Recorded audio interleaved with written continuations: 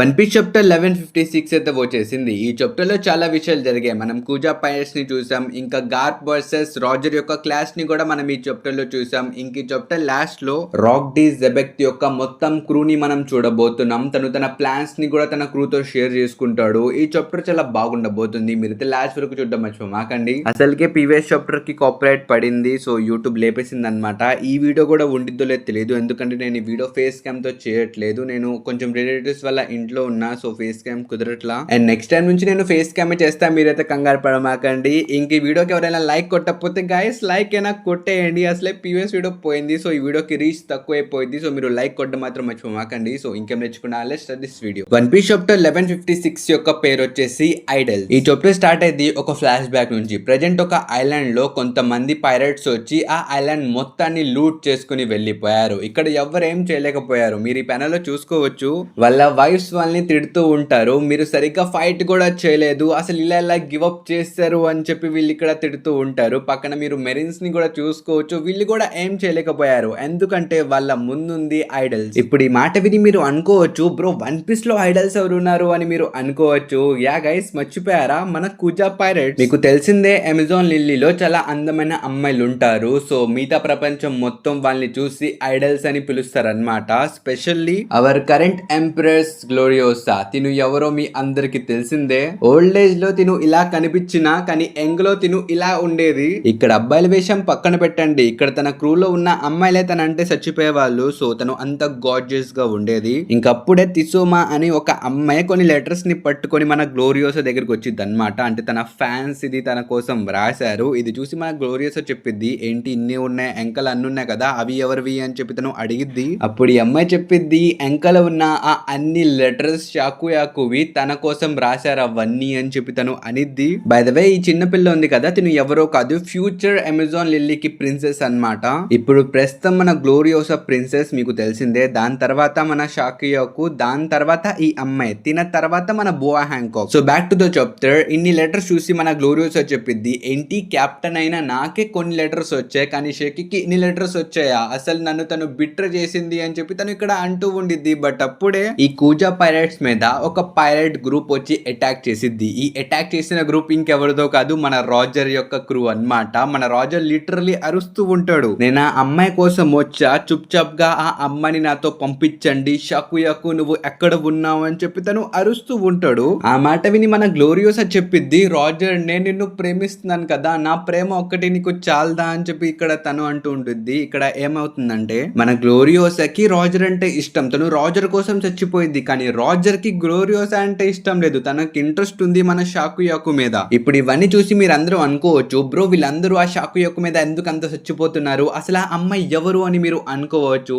And మన Roger మాటలు విని తర్వాత తను తలుపు బద్దలు కొట్టుకొని వచ్చింది. అండ్ తినే మన షాకుయాకు. మీరు తిని ఆల్రెడీ సబావడిలో చూస్తుంటారు, మన రేలితో పాటు ఒక బార్ నడుపుతూ ఉండిద్ది. సో తనే తిను. కానీ ప్రెజెంట్ లో తను చాలా అంటే చాలా బ్యూటిఫుల్ గా ఉండిద్ది. తన బ్యూటీని చూసి రాజర్ క్రూలో ఉన్న ప్రతి ఒక్కళ్ళు ఫ్లాట్ అయిపోతారు. అసలు వీళ్ళకి మధ్యలోనే కొట్టుకుంటూ ఉంటారు. ఇంకా షకి బయటికి రాగానే తనకి గబాన్ కనిపిస్తాడు. గబాన్ కనిపించిన వెంటనే తను గబాన్ ఫేస్ మీద ఒక కిక్ ఇచ్చిద్ది. And that kick was brutal. అండ్ ఆ కిక్ చూసి మన రాజర్ వచ్చి చెప్తాడు, ఏంటి నువ్వు నా గబాన్ అలా కొడతావా, నీకు ఎంత ధైర్యం అని చెప్పి తను అంటాడు. కానీ నెక్స్ట్ ప్యానెల్ లో మీరు చూసుకోవచ్చు, మన షకి రాజర్ ని కూడా కొట్టేసింది. స్పెషల్లీ ఇక్కడ మన రాజర్ ఐస్ కూడా చాలా వెరైటీగా ఉంటాయి. మనోడు ఏం చూసాడో గానీ తన కళ్ళు మాత్రం మారిపోయాయి. అసలు అలా రాజర్ డబ్బలు తినడం చూసి మన గ్లోరియోసా వెంటనే రాజర్ దగ్గరికి వెళ్ళి తను చెప్తూ ఉండిద్ది, నేను నిన్ను ప్రేమిస్తున్నా రాజర్, నువ్వు నాకు ఎక్కువ అటెన్షన్ ఇవ్వు అని చెప్పి తను అంటూ ఉండిద్ది. కానీ మన రాజర్ బి లైక్, నువ్వు షకి యొక్క కి అడ్డుపడుతున్నావు, కొంచెం జరగచ్చు కదా, నేను తన్ని చూడాలి అని చెప్పి తను అంటూ ఉంటాడు. సీరియస్లీ మన రాజర్ నుంచి నేను ఇలాంటి టైప్ ఆఫ్ థింగ్స్ ఎక్స్పెక్ట్ చేయాల. నేను రాజర్ లూఫీ లాగా ఉంటాడని అనుకున్నా, బట్ నా గైస్ హీ ఈస్ డిఫరెంట్. ప్రస్తుతం రాజర్ తో పాటు తన క్రూలో ఉన్న ప్రతి ఒక్కరు అమ్మాయిల కోసం చచ్చిపోతున్నారు, ఎక్సెప్ట్ వన్ మన డార్క్ కింగ్ రేలీ.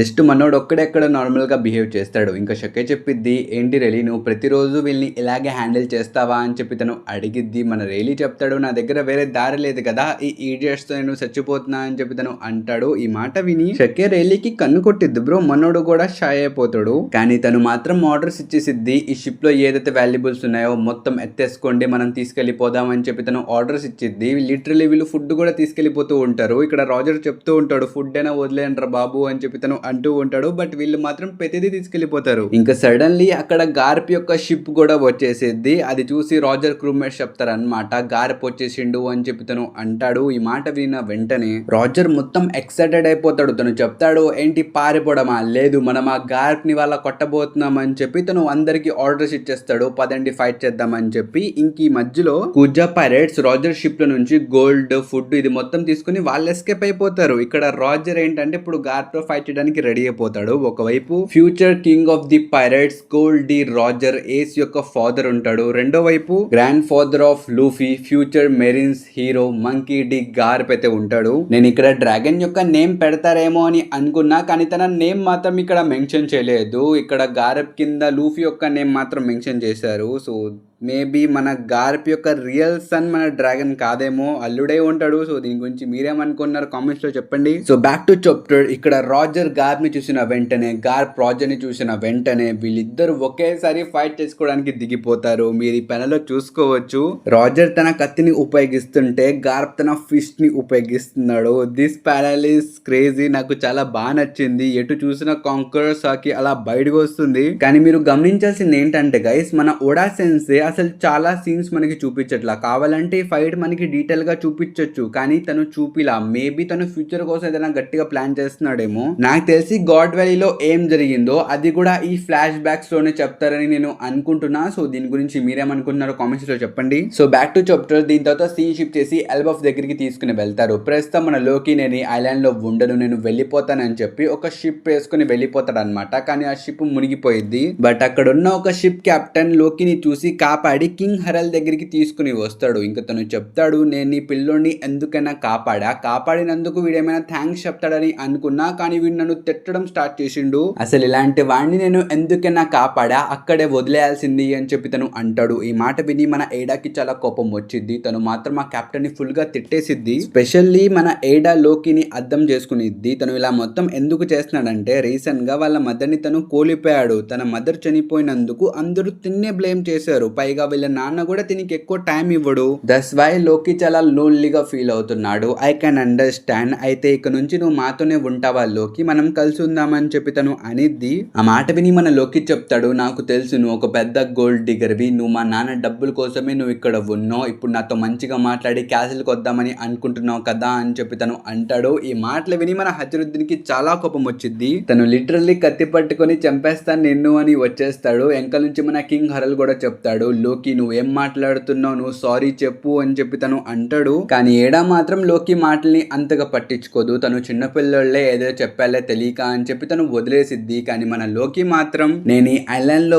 ఉండను, నెక్స్ట్ టైం జెబెక్త్ ఇక్కడ వచ్చినప్పుడు నేను తనతో పాటు వెళ్ళిపోతానని చెప్పి తను ఫిక్స్ అయిపోతాడు. ఇంకా నెక్స్ట్ టైం జెబెక్త్ కూడా మళ్ళీ వస్తాడు. కానీ లోకిని మాత్రం తను ఫుల్ ఇగ్నోర్ చేస్తాడు. అసలు తన్ని పట్టించుకోడు. అయినా సరే లోకి చాలా సార్లు ట్రై చేస్తాడు. జెబెక్త్ ఇక్కడికి ఎప్పుడు వచ్చినా సరే నేను నీ క్రూలో జాయిన్ అవుతానని చెప్పి తను వెళ్ళేవాడు, జెబెక్త్ ని కొట్టేవాడు. ఇదే జరిగేది. ఇంకా దీని తర్వాత సీన్ షిఫ్ట్ చేసి మనకి పైరేట్ ఐలాండ్ దగ్గరికి తీసుకుని వెళ్తారు. ప్రస్తుతం మన రాక్సీ ఐలాండ్ ని కబ్జా చేసి 3 months వరకు అయిపోయింది. ఇంకా మనోడు చాలా మందిని రిక్రూట్ చేసుకుంటున్నాడు. అందుకనే రాక్స్ యొక్క టీమ్ లో జాయిన్ అవుదాంలే అని చెప్పి ఒక వ్యక్తి కూడా వస్తాడు. కానీ ఇక్కడ ఉన్న చిన్న పైరేట్స్ అందరూ ఆ వ్యక్తిని ఎక్కిరిస్తూ ఉంటారు. లైక్ నిజంగా నువ్వు రాక్స్ యొక్క క్రూలో జాయిన్ అవడానికి వచ్చావా, ఇట్స్ ఇంపాసిబుల్. అసలు క్రూలో జాయిన్ అవ్వడం పక్కన పెట్టు, అట్లీస్ట్ నువ్వు తన్ని చూడ్డానికి కూడా ఇక్కడ అవ్వదు. ఎందుకంటే లోపలికి వెళ్లే కొద్దీ దారుణాలు పెరుగుతూ వెళ్తే చాలా దారుణమైన మనుషులు లోపల ఉంటారు. ఈ మాటలు విన్న తర్వాత కూడా నువ్వు వెళ్ళాలనుకుంటే నువ్వు వెళ్ళొచ్చు, ఇదిగో ఆ బిల్డింగ్ లోనే రాక్స్ ఉన్నాడు అని చెప్పి తను అంటాడు. కానీ అప్పుడే వేరే పైరట్ వచ్చి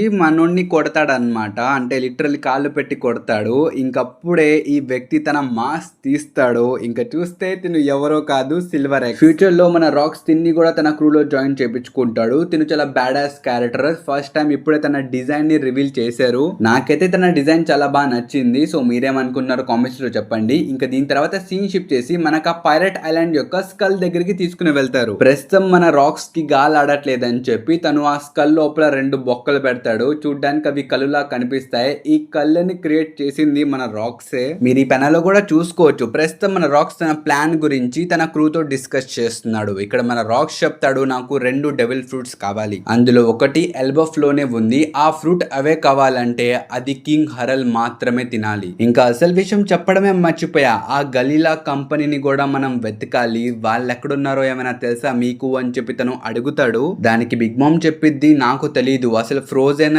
జైంట్ ఆర్మీ ఎక్కడుందో నేను చాలా వెతికా, కానీ నాకైతే ఎక్కడ దొరకలేదు అని చెప్పి తను అనిద్ది. ఈ మాటలు విన్న తర్వాత మనకైతే ఒక క్లారిటీ వచ్చేసింది. మన రాక్స్ కి మాత్రం ఈ మూని ఎలా ఓడించాలో తెలుసు. తనకి 2 డెవిల్ ఫ్రూట్స్ కావాలి, ఇంకొక షిప్ కావాలి. అంటే గలీలా కంపెనీ వాళ్ళు షిప్పే కదా బిల్డ్ చేసేది. సో వాళ్ళని ఉపయోగించుకొని మనోడు వాళ్ళ ప్లాన్స్ ని నెరవేర్చుకుందామని అనుకుంటున్నాడు. కానీ ఇక్కడ ఒక ఆయన చెప్తాడు, నువ్వు వెళ్ళి ఆ షిప్ రైడర్స్ కి షిప్ బిల్డ్ చేయంటే నీ మాట వాళ్ళెందుకు వింటారు అని చెప్పి తను అడుగుతాడు. అప్పుడు మన రాక్స్ చెప్తాడు, నేను చెప్తే వాళ్ళు వినకపోవచ్చు, కానీ కింగ్ హరల్ వాళ్ళ కింగ్ కదా, సో తను చెప్తే వాళ్ళు వింటారు అని చెప్పి తను అంటాడు. ఈ మాట వినిన తర్వాత మన కైడో చెప్తాడు, మనం వెళ్ళి ఎప్పటి వరకు ఇలా మాట్లాడుతూ ఉంటాం, వెళ్ళి మన పవర్ ఏంటో ఆ కింగ్ హరల్ గాడికి చూపిద్దాం, 2 దెబ్బలు కొడితే వాడే లొంగుతాడు అని చెప్పి తను అంటాడు. ఈ మాట వినిన వెంటనే రాక్స్ ఎగ్రి కైడో ఫేస్ మీద ఒక తన్ను తంటాడు. లిటరల్లీ వీళ్ళు కైడోని ఒక పిల్లగా లెక్క చూస్తున్నారు. ఎగ్జాంపుల్ గా చెప్పాలంటే ఆటలో బుడంకాయ ఉంటాడు కదా, ప్రస్తుతం ఆ బుడంకాయ మన కైడో అన్నమాట. వీళ్ళు లిటరల్లీ కైడోని అలా ట్రీట్ చేస్తున్నారు. ప్రస్తుతం మన రాక్స్ చెప్తాడు, నువ్వు ఒక పిల్లగాడివి, సో న్యూబీ లాగా ఉండు. హరల్ కి